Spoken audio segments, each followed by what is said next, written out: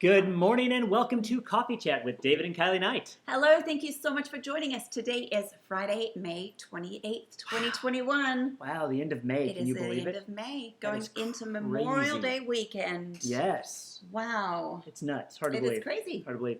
Well, hey, if you're joining us, Michael Law is right on cue. Thank you, my friend. Fantastic. Thanks, Michael. Be sure to use the hashtags Hello Night or hashtag Cup of Awesome, and that would be great. And then also, we still need to put that up there at some point, but Right. let us know what you're drinking. Hashtag In My Mug is today we are drinking the Kofi. Rwandan blend. We are And back it's to that so- for a little while. So very good. So good. And don't forget to like and share, because sharing is caring. Exactly. That's Yes. right. Oh, and if somebody's watching on YouTube, what's the deal with that? Absolutely. If you're watching on YouTube, we appreciate that too. And be sure to hit that little bell to get reminders when a new one pops up. And you can subscribe to our channel there. But we would also love for you to join us live in this conversation that happens over on Facebook at Night Illusions. So come join the conversation with us live. We'll love to have you. That's right. That's right. We always have a great time here. Yes. And of course, if you're watching on replay, hashtag replay. You thought I was going to say it, didn't you? I did. I really did. He usually says hash browns. I don't know. I don't even remember where that began. I don't either. Good morning, Good morning. everyone. Oh, Zeke drinking purple Kool-Aid with sparkling cider mixed in. That That's a way to sounds start a morning. fun. Good morning I to like you. Wow. Wow. And Jason Collins got some Cinnabon with hazelnut in my mug. Oh, I like it. I love it. I love it. It's always fun. It is. Yeah, well, and I kind of skipped over Joshua St. John, but he is celebrating the weekend in NYC, which sounds like a good place to do it. Fun. What are you doing out there? Inquirer's mind. That's right. That's right. Well, and speaking of in my mug, of course, like we said, we drink Kofi Rwandan Yes. blend, and so we got to give a little shout out to our We friends do. at Kofi.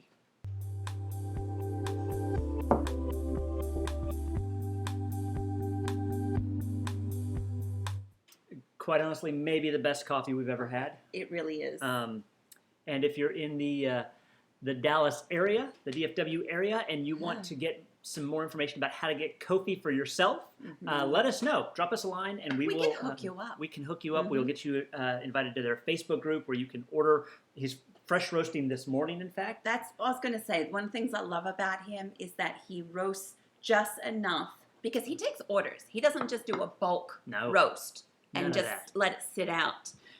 He gets orders and he roasts just enough of each blend for each person that's ordered. And he's actually got upset with us when we didn't pick it up for like a week because it's not as fresh there. So that was kind of funny. That's true. That's true. Joshua St. John is our favorite city. Haven't been since Yeah. 2014 Oh, and never been in the wow. summer. Woo! Ah. All right. Coney Island, Memorial Day, you're going to be, the WTC Memorial Museum. We did that a few years back. we That's did. powerful stuff.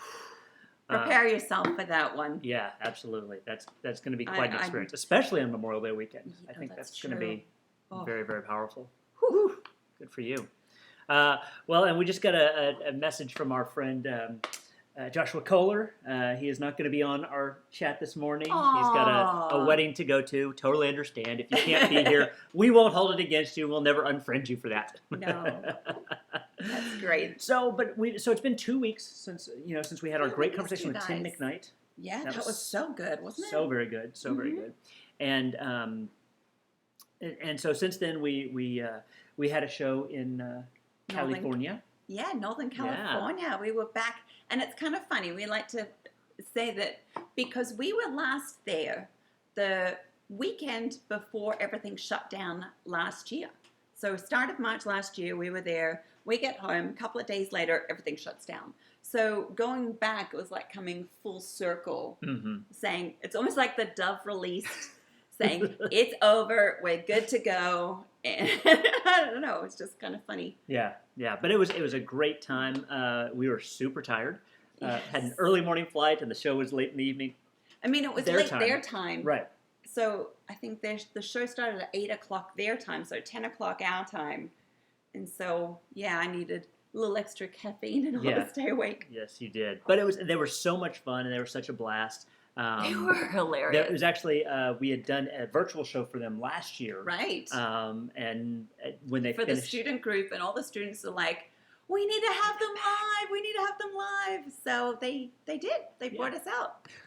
So it was fun. So yeah, it's good times.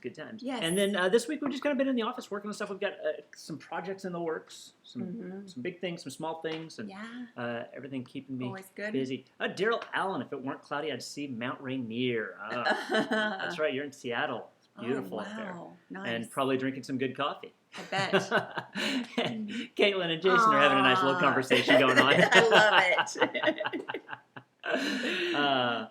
And then, great news. Joshua St. John closed our refinance. Will be debt-free in July. Congratulations. Oh, my goodness. That's fantastic. High 10. Let's see, do I have, there it is. There's Woo! That's for you guys. Absolutely. That's our little So Dave good. Ramsey ding right in there. Right. Yeah. Ding, ding. Well, anyways. And then, of course, Memorial Day weekend this weekend. We'll probably do some projects around the house and then maybe I've hang got with the friends. honey-do list. Don't you worry. Yeah.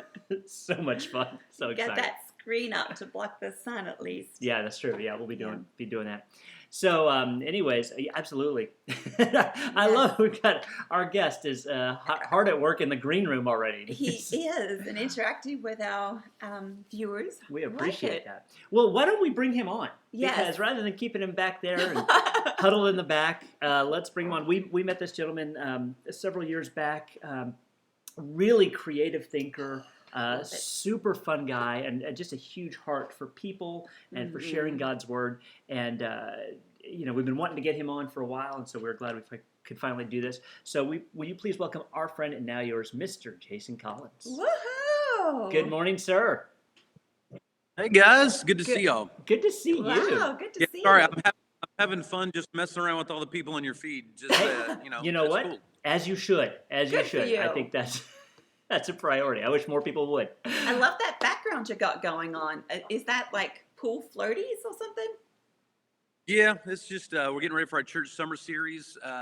So we're about to start a series called Best Summer Ever. And so what you can't see is there's literally a lifeguard stand over here, our stage at the church. And then over here, there's grilling. So there's like backyard to swimming pool and all the floats in the background underneath the LEDs. So yeah, we like to have a good time. Especially, summertime, keep it fun, have a good time, and get people to know Jesus a little better. So that's kind of our goal. Oh, well, you guys So certainly do good. that. Best summer ever. I love your creativity. Always have, always will. Yeah, you guys knocked it out of the park for sure. All right, well, let's get started on some questions. First question is, tell us your faith story. How did you come to know Jesus? So I always tell people I have what some people might consider like a boring testimony. And what I mean by that is simply like, sometimes people have these amazing testimonies where they got in a car accident and then they were laid up in traction for 6 months and had to relearn how to walk and came to know Jesus throughout. And by the way, is an amazing story. If that's somebody's story that's watching right now, I'd love to meet you and hear more about it. But I grew up in a Christian home, grew up going to church my whole life. And not that I didn't have struggles and challenges and things like that, but just came from a legacy of people who love the Lord and got a chance to learn from them and walk through that with them. Because of that, because my parents, my grandparents, and so many others grew up kind of understanding who Jesus was in my life. And then at a relatively early age, surrendered my life to him and then really kind of wrestled with what that surrender looked like for the next several years.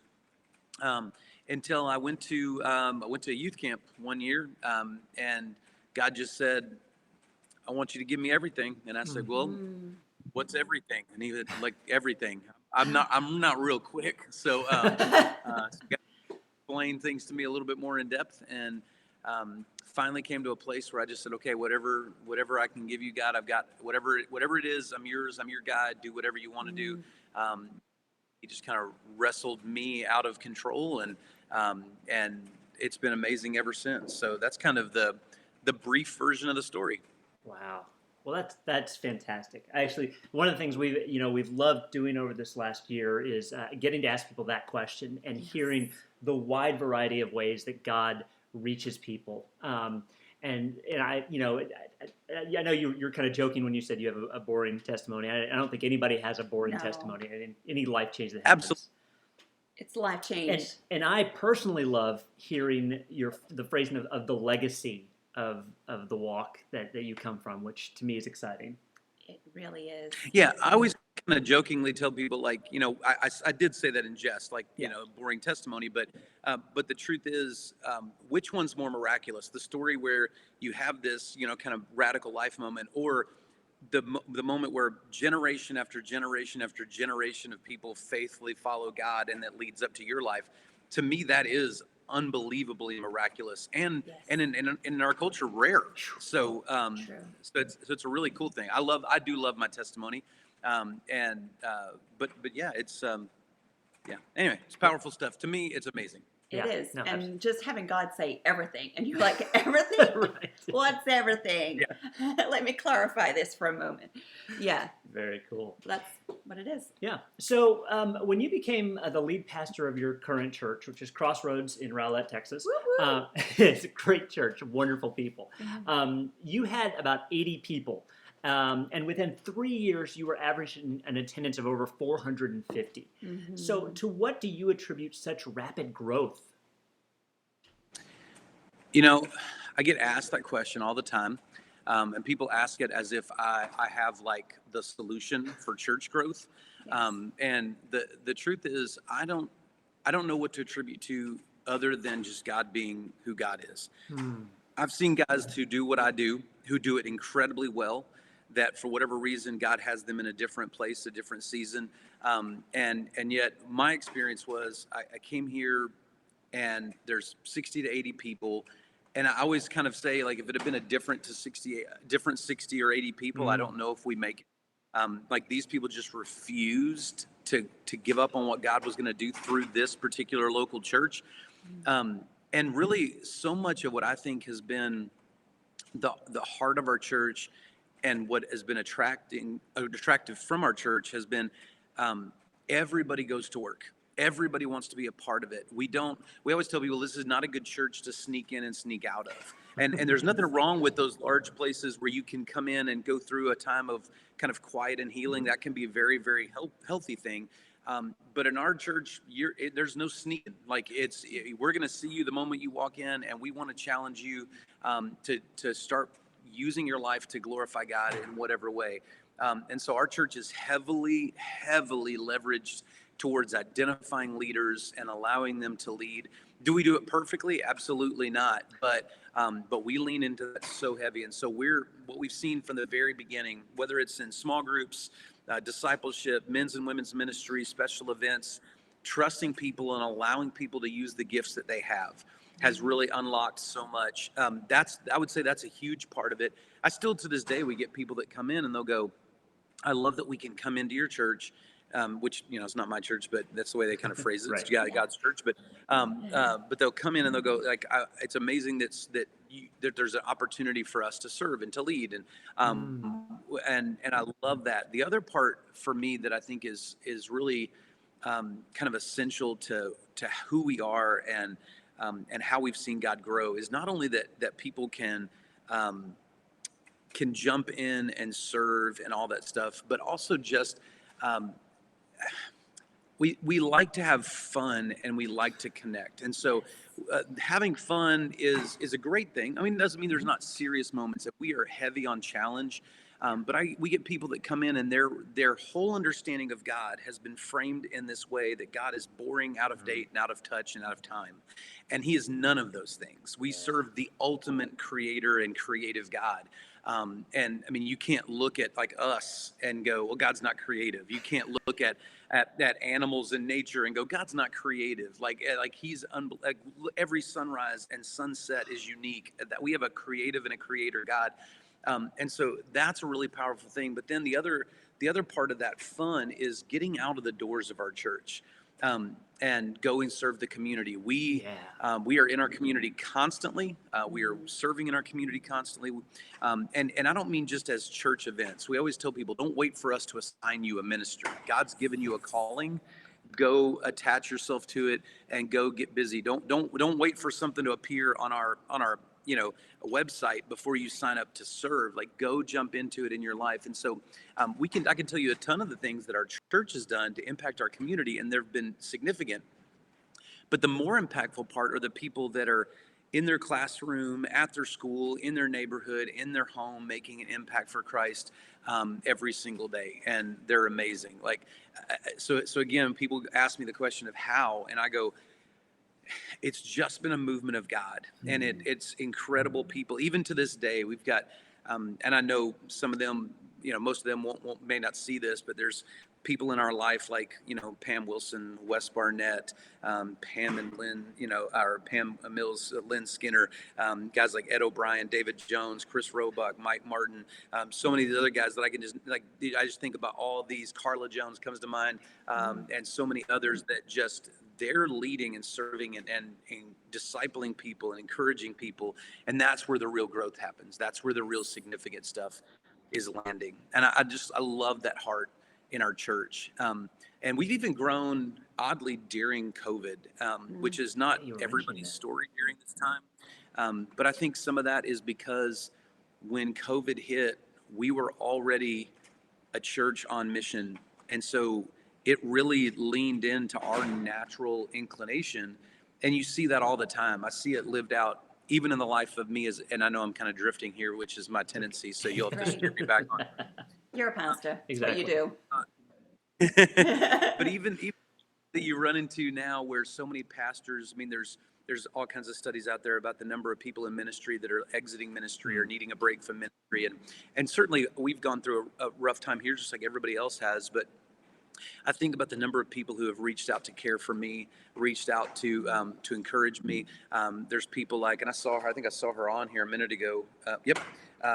Renee O'Brien, who just, it burdened her heart for my wife during this season. And so like all of this, the love of people, the discipleship, taking God seriously, but also not always taking ourselves super seriously, and all of that has been, I think, a huge part of just allowing people to find their gifts and live in them and really let God lead.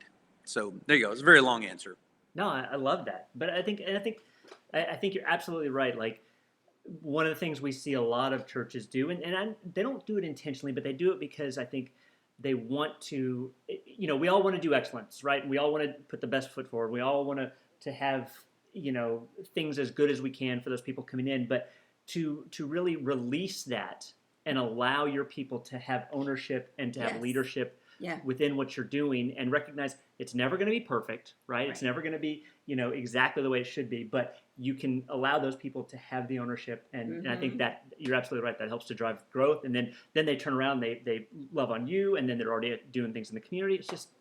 And one of the things we were very blessed to be with you guys for Easter this year, and it was an incredible experience. And we thank you for that. Thank you. But one of the things I noticed, we were in and out, and we were very busy during that time. But you close your services in a very different way, and I love that everybody knows that, because you're saying, okay, and now everybody is, and usually it's dismissed, but everyone shouts out, sent, right? Yes. Sent. Absolutely. You're sent. And I love that everybody knows that's what's happening. And I think that's part of the culture that you've developed there. Absolutely. That is definitely a huge part of it. And that goes way beyond me. So anybody watching this go, man, how, this guy, it's really not like I love the position I have, but there's so many other leaders here that are living in that culture and encouraging people in that culture. And that's part of what's been so amazing, is that we do want to build personal responsibility into it. Who's responsible for the Great Commission? All of us are. Who's responsible to disciple people? All of us are. Who's responsible to serve and use their gifts? All of us are. Who's responsible to share your faith in Christ with every one of us? That's a responsibility that all of us share. And then David, to your point, it was interesting. So, I was a worship leader for a long time, and never really wanted to be a lead pastor. I enjoyed living in the creative realm, and then God had other plans, as he often does. And so I get people that'll come in, and sometimes they're shocked by our level of kind of transparency on stage. that if something doesn't go right, we just kind of own it, Right. and move on. But what's strange is one of the things I get overwhelmingly from people is they go, I love, like, to them, what it could, to us, we keep going, oh, let's clean up the mistakes. But to other people, they go, it just makes us feel like you guys are authentic and human. And that's an interesting value. It communicates something so different than what we sometimes think. It's true. Yeah. And true authenticity. Like we've been having this conversation about there, because of course the buzzword in church circles is we have to be authentic, and usually that means we have to, it means something other than what authentic truly means. But you guys Right. really are authentic, and it's a beautiful thing to be a part of. It is. Yeah, it's a struggle. I mean, I Yes. stood up on stage a couple of Sundays ago and just kind of shared that back in 2019 we had gone through a season of growth. We had finished a building process, and everything was it was a struggle. I mean, and we got to the end of that. I was emotionally, physically, spiritually exhausted, and I thought maybe I'm done here. And God kind of met me there in that place and strengthened me and encouraged me. And I thought, okay. And I shared that 2 years ago, kind of like, okay, and I'm over it now. I'm over anxiety and depression. I've gotten past that difficult moment. And then 2020 hit, and I realized I was not as far past it as I thought I was. And so I got a couple weeks ago just to stand up and share, like, here's where I've continued to struggle as a person. And what I got from that was so many messages, in 150 different platforms, because everybody communicates in different ways now in the church. But Exactly. 100, it's just so many messages of people going, man, thank you for sharing that. This is where I'm struggling. This is where I'm struggling. This is where I'm struggling. And then the support to that, which I love in our church, is there's this whole other group of people and leaders who are going, who are right now working to equip our church for handling things like anxiety, depression, abuse, abandonment, all those kinds of things. Wow. That's fantastic. So That's good. fantastic. Yeah, you guys have amazing people and amazing hearts. And Andy Sizelove, sorry, just said he's our Yep. pastor. Love Andy. And Joshua St. John, who apparently has like 6 mutual friends with you, says, now I know why my friends love this church. So that's Oh, okay. So he's a Sea Life guy. Yeah. Man, dude. Okay, I get Sea Life is amazing. That is what an amazing church that is too. So man, shout out to those guys. They are crushing it, doing a great job. Yeah, absolutely. Yeah, so good. All right, so you have spoken extensively about a one-on-one evangelism and encouraging every member to be an active participant. So what practical advice can you give to the pastor who wants to help their people do that, or the average Christian who wants to take that idea a step further? Yeah.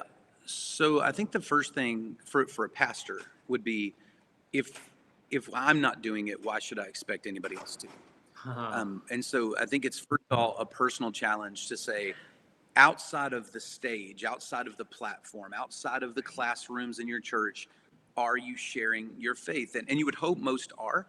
But that, I think, is step one, because it's hard to really teach something like that we're not living. And so the next part would be, I think even within the church framework, we're so used to putting people in a classroom setting where it's all lecture, no laboratory, if that makes sense. Yes. So it's just always a talking head. And so one of the things that I love, and a lot of the things that we're developing now, is space to talk, space for people to share, even in classes, to ask questions. And part of that is to resolve questions and tensions, but the other part is you're getting them into actual training of what it looks like to have a spiritual dialogue with somebody else in a safe space. In the church for so long, or at least in the churches that I grew up in, it was all information given to you, but there was very little practical application of how to use it. And this is the safest place for me to learn how to open my mouth and talk about Christ, open my mouth and share my struggles. And so that's a really important factor. And then the next part is just from the church. And this is something we're always evaluating and always needing to get better at and always challenging ourselves in, is how are we equipping and training people to do just that?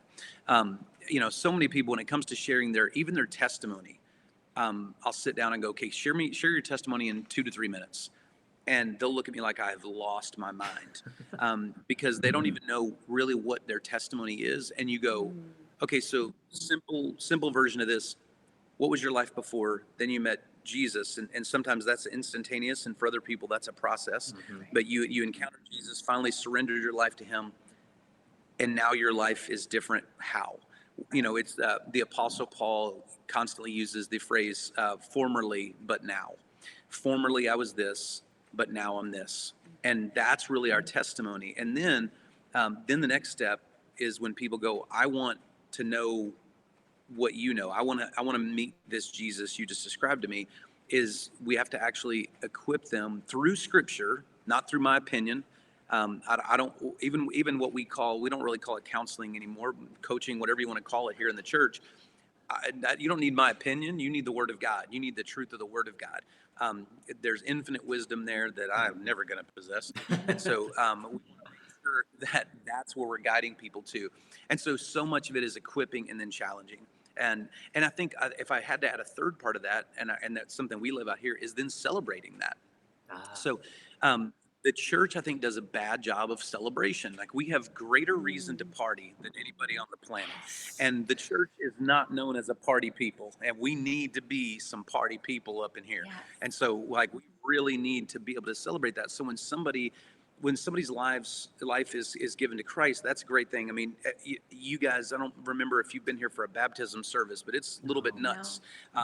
And there's a lot of cheering, and there's streamers, and it's not to belittle baptism. It's to magnify the moment of, but that's the starting place. And so there's a million other milestones in somebody's spiritual life that you can celebrate with them. Celebrate the first time. I get people that'll tell me, "Hey, Jason, I shared my testimony for the first time." That is one of the greatest pieces of information that I can hear, and I want to high five them, fist bump, give them a hug, lift them in the air, whatever I can to make sure that's a significant thing. So that would be so take it personal, equip people for the journey, and celebrate even the small steps. I think Satan hates when we celebrate small steps, because small steps lead to big victories, and he knows if he can kill us in the small steps, if he can whip us there, we'll never get to the big victories. And so it's the small steps on the journey that are so significant. So good. It's just so good. So Mic good. drop. I know, right? I'm like, Exactly. What else done. do you do from there? And your people love you. We've got somebody else here. Kaylin, that's my pastor. Hi, Jason. Yeah, and I'm looking at this feed and I'm going, like, really, these are the people that should be on here. If you want to know what makes our church unique, it's the people that are on this feed, and so many more that really it's just how God's using them. God has equipped each and every one of us as his kids. He's given us a gift. He's given us a purpose, and he's got a plan for us to use it. To see that get activated in people's lives, it is life-changing. So good. I love that you give so much credit to the people around you, not only your staff, but your incredible volunteers. We remember that very well, standing out in the lobby, and there was a lady, and we started off a conversation, one of the greeters there, and she said, "Can I get you anything?" I'm like, I was trying to look around for a mint. Usually I have a mint before I go up on stage. And she said, "I'll be right back." And she ran around and she's searching the entire place trying to find a mint. And then she goes into her own purse, pulls out a little thing of mints, and there you go. Like, that is incredible. Those people, I love them. Yeah, you've built a great, great culture there. It's about the people, not just the pastor. And Absolutely.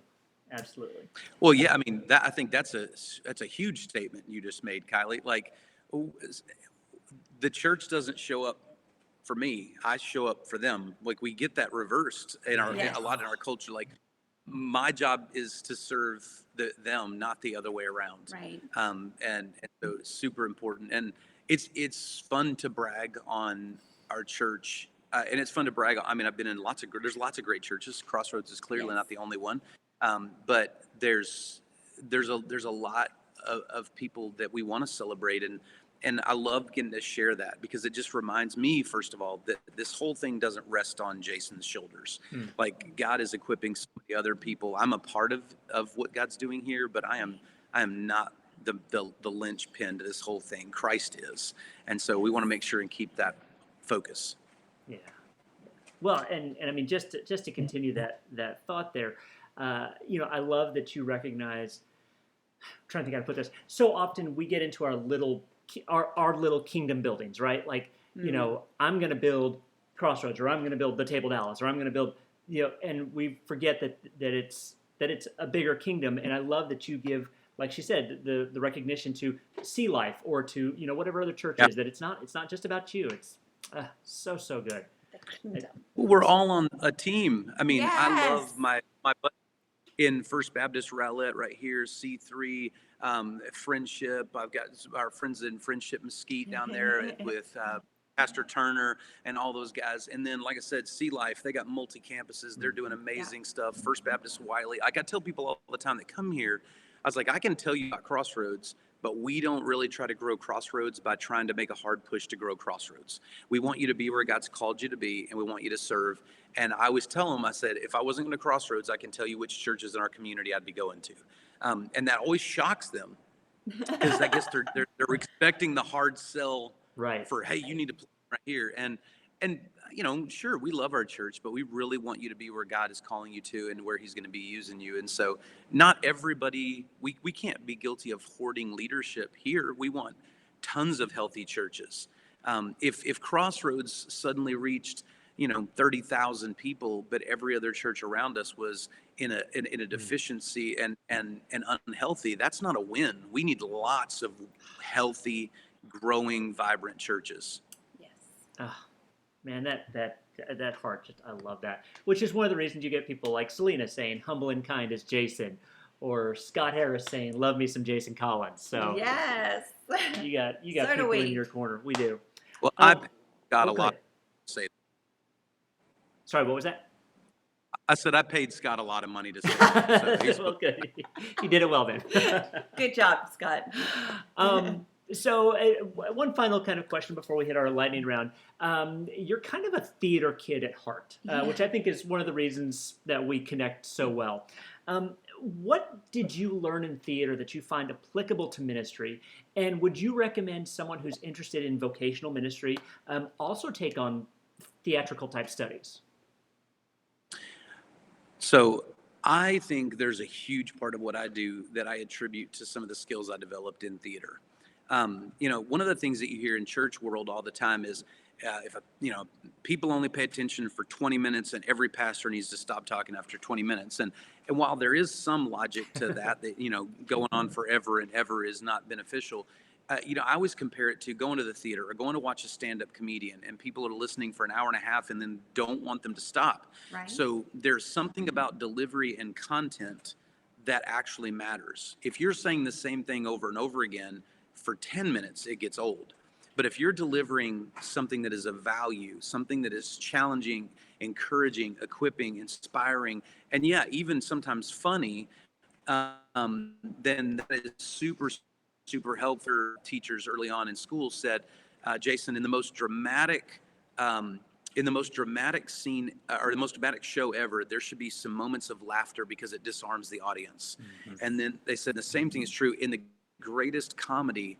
There should be some really intense moments of seriousness because it, again, disarms the audience and takes you on this roller coaster ride. And so I've always taken that to heart. I love to have like this really funny moment that is followed by a really intense comment from the Word of God, because it's like you laugh and all of a sudden you disarm and you tear down the walls, and then all of a sudden this truth just slams into you. And I think that's really a cool way to see it be utilized. But I also think when it comes to illustration things, like you guys coming in at Easter, I think you always have to be careful with stuff that you use from a creative standpoint, because if it's creative just for the sake of drawing a crowd, then that can sometimes be dangerous. But especially when it comes to like actually using it in a church service is what I mean. And so with you guys, we didn't really promote a whole lot of what you were going to do. We just said, hey, our friends are going to be here. But what we promoted was, this is Easter Sunday. This is the resurrection. We're going to talk about Jesus. We're going to worship. And so the pull was to connect people to Christ. And then we bring you guys in, and you do this amazing escape that we got a chance to take up a notch by raising you up above our stage and all that kind of stuff. And it was Took it up such several a notches. cool moment. Oh yeah, it was really awesome. And so you get a chance to use that as an illustration. But again, there we have what we always talk about on staff is we have to redeem the metaphor. So if we're doing something up there that has an illustration, if we're using it in the context of teaching, I have to find a way to redeem the metaphor. And on Easter Sunday, that's exactly what we did. We talked about your escape, and we talked about Jesus escaping the grave. One of these is a trick, and one of these will change your life. And so, like, we want to make sure that we illustrate those two, that the difference. And so it's just this setup moment. And at the same time, I think you see this in Scripture. God is demonstrating His power, but also His creativity over and over again when He does things like feed the 5,000 and walk on water. And like, He could have blown them away in a lot of ways, but He chose to use something that really illustrated something powerful. And then He would teach on it and redeem the metaphor. And so I think it can be really, really compelling for people and connect them. The other thing for me that it does is I love to connect people, a thought into somebody's head that they will, every time they encounter this practical thing again, they think about this moment. Mm. So like, I don't ever want somebody to go watch a magician again, no matter who they are, without going, Easter, yes, the resurrection. You know what I'm saying? Like, yeah. So like, it's no different than like, why would we put colorful tubes on stage? Like, when you're encountering that at the pool this summer, we want you to have this moment that triggers this thought about, oh yeah, we're learning this at church. We're having this experience in church. And so I think you can use those moments as mental connections to remember teaching and to remember kind of illustrations and points that were made and kind of bring you back to a moment that God taught you something. That's fantastic. Fantastic. Great. That's a great answer. It and really is. Andy says Jason excels in his creativity and his desire to reach the community, which is absolutely Thumbs true. up. Yes. Well, man, you have given some really fantastic answers to some deep questions. We're going to shift things now and go to our lightning round that we call 5 questions. 5 questions. Okay, question number 1. What are you binge watching right now? Okay, so my wife and I are always binge watching The Office. We just restarted Parks and Rec. And then I have watched one episode of a new comedy. I don't know if I'm going to like it at all. It's called Girls Five Eva. Tina Fey wrote it. It's just comedy about a girls band. I don't know. We were just trying to find something else new to watch. So have no idea if I like it yet, but yeah, that's the stuff we watch right now. Gotcha. Okay. If you could have any other job than the one you have right now, what would it be? Oh, man, I'd be Ted Lasso. That'd be my dream job. Yes. And I would say I would binge watching that, but I've already finished that season a couple of times, or a series a couple of times, or whatever. So, yeah. But no, I'd love to coach, and I just love his optimism and the way he approaches it. Like, that excites me tremendously. So, yeah, I aspire to be Ted Lasso if I'm not the pastor at Crossroads. That's fantastic. I think the new season comes out next month, right? Which I'm really excited about. I'm so pumped. Yeah. Got to bake those little cake things that he makes. That's right. That's great. All right, question 3. What is your favorite to-go order? Oh, man, my love language is food. So there's a lot of those, but probably queso is definitely involved. My whole church knows that, and then probably fajitas. Any to fajitas and queso, I'm in. Nice. All right. Nice. I'm hungry now. Well, you got some of your people listening, so maybe they can surprise you with some queso and some fajitas. I'm always willing to receive queso. That's good. There, you've heard it, guys. What are you reading right now? So right now, the main book I am reading. Look at there. They already knew the answer. Right now, I'm reading a couple of books, but the one that I'm really the deepest in right now is a book called Lead by Paul David Tripp, and it's really, really great. There's another one by Carey Nieuwhof that I've been reading. Reading a couple of different leadership books, kind of walking through some leadership training with different people at our church and ministry. Man, I strongly recommend the book Lead. It's really just how to build a healthy leadership community. And it's not just how do I be a healthy leader. It's how can I make sure that the community of people that I'm engaged with are all healthy together. Good. Nice. Sounds great. All right, final question. They decide to make a movie of your life. Who plays you?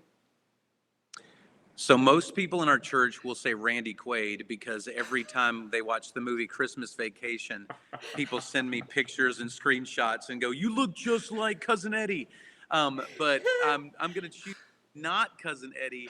The only other actor that I sometimes get people telling me that I look like when I have lost weight is Russell Crowe, and he's way more exciting than Cousin Eddie. So I'm going to go Russell Crowe because he is a bad man in every movie he plays. So I think that'd be fun. That's true. Woohoo!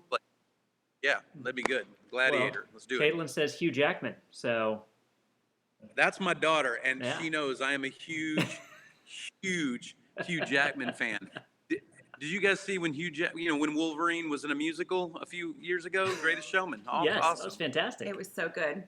We own that. I just want the claws to come out so bad, that whole movie. Takes off the hat, the claws. Yeah, there you go. Fantastic.